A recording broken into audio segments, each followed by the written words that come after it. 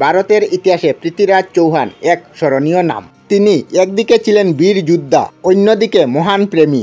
সংযুক্তা পৃথ্বীরাজের প্রেম কাহিনী আজও লোকমুখে হয়ে ফিরে। পৃথ্বীরাজ চৌহান যেমন ছিলেন বীর যোদ্ধা, ঠিক তেমনি তার স্ত্রী ছিলেন অত্যন্ত সুন্দর ও বীরাঙ্গনা। নমস্কার বন্ধুরা, আমি বিধায়ক নাথ। আজকের ভিডিওতে পৃথ্বীরাজ চৌহান এবং তার স্ত্রী রানী সংযুক্তার বীরত্ব, ভালোবাসা ও আত্মবলিদানের কথা জানব।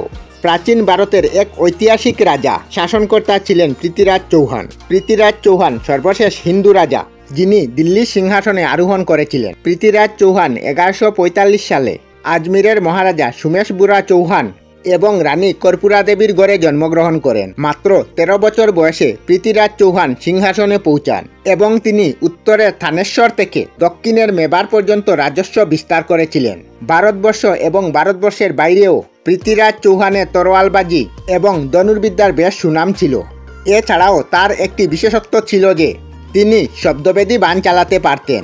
এই শব্দবেদী বাণ হলো চোখ বন্ধ করে বা অন্ধকার স্থানে শব্দ শুনে শত্রুর স্থান লক্ষ্য করে লক্ষ্যভেদ করা। তার শৌর্য, বীর্য, বীরত্বের কারণে অনেক রাজারাই তাকে ঈর্ষা করত। ঠিক তেমনি কনক রাজ্যের রাজা জয়চাঁদ রাঠুরও তার প্রশংসা একদমই পছন্দ করতে পারতেন না।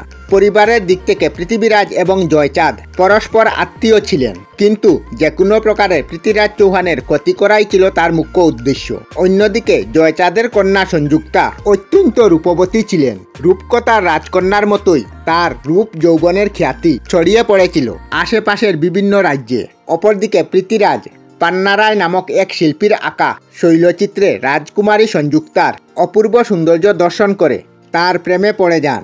আবার রাজকুমারী সংযুক্তাও মহারাজ চৌহানের রূপ, গুণ এবং বীরত্বের কথা শুনে তার পৃথ্বীরাজ চৌহানের দেখার প্রবল ইচ্ছা জন্মায়। এরপর দুজনের প্রথম মিলন হয় কুটেশ্বর মন্দিরে। আস্তে আস্তে দুজনের সম্পর্ক আরও নিবিড় হতে শুরু করে। বিনিময় হয় একাধিক প্রেমপত্র।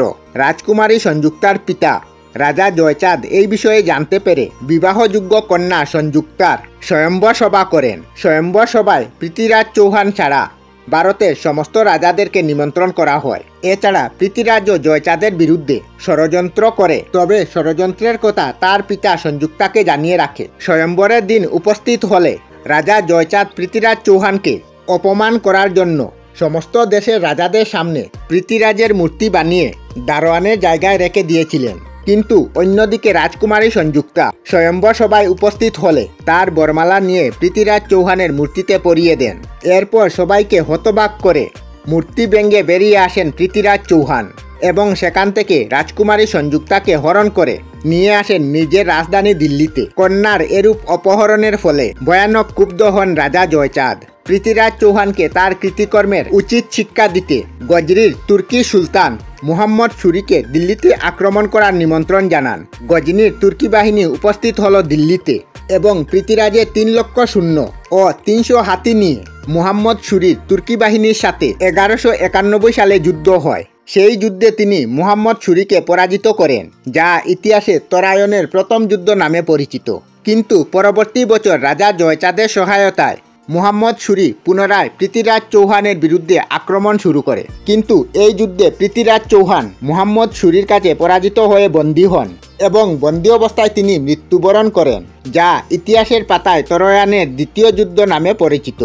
এই যুদ্ধে পৃথ্বীরাজ চৌহানের মৃত্যুর পর মুহাম্মদ সুরি রানী সংযুক্তাকে বন্দী করে তার হারামিতে নিয়ে আসার জন্য তৎপর হয়ে ওঠে। এদিকে পৃথ্বীরাজের মৃত্যু সংবাদ পাওয়া মাত্রই রানী সংযুক্তা জহরব্রত পালন করার সিদ্ধান্ত নেন।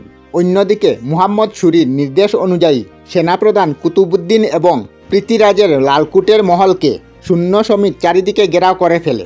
কিন্তু কিল্লার বাইরে যমুনা নদীর জল এবং দীর্ঘ গর্ত থাকার কারণে সৈন্যরা কেল্লার ভিতরে ঢুকতে বাধা পায়। কিন্তু মুহাম্মদ সুরির নেতৃত্বে এলাকার সমস্ত হিন্দুদের গর্তে ফেলে রাস্তা তৈরি করা হয়। হিন্দুদের মৃত শরীরের উপরে তুর্কি বাহিনীরা লালকুট কেল্লার দিকে এগোতে থাকে। এদিকে বেধর্মী তুর্কিদের অত্যাচার আর দর্শনের হাত থেকে নিস্তার পেতে রাজমাতা কর্পূরা দেবী সহ চৌহান রাজবংশের সকল রানী সমেত মহারানী সংযুক্তা গণচিতা প্রজ্বলন করেন এবং রানী সংযুক্তা গণচিতায় ঝাঁপ দিয়ে নিজের প্রাণ ত্যাগ করেন। একনিষ্ঠ প্রেম এবং আত্মসম্মানের কাছে তাকে পরাজিত হতে হয়েছিল। রানী সংযুক্তাকে পাওয়ার লালসা মুহাম্মদ সুরির অসম্পূর্ণ থেকে যায়। আমরা আমাদের চ্যানেলে সব ধরনের ভিডিও আপলোড করি, যেমন ব্লগ, নিউজ, কুকিং ভিডিও, ধার্মিক আলোচনা ইত্যাদি। যদি আপনারা এই ধরনের ভিডিও দেখতে পছন্দ করেন তাহলে এই চ্যানেলটি নিশ্চয়ই সাবস্ক্রাইব করবেন। আমি আপনাদের সাথে বিদায়ক না, আজকের মতো বিদায় নিলাম। আর ভিডিওটি ভালো লাগলে লাইক, শেয়ার ও কমেন্ট করবেন। ভিডিওটি সম্পূর্ণ দেখার জন্য অশেষ ধন্যবাদ।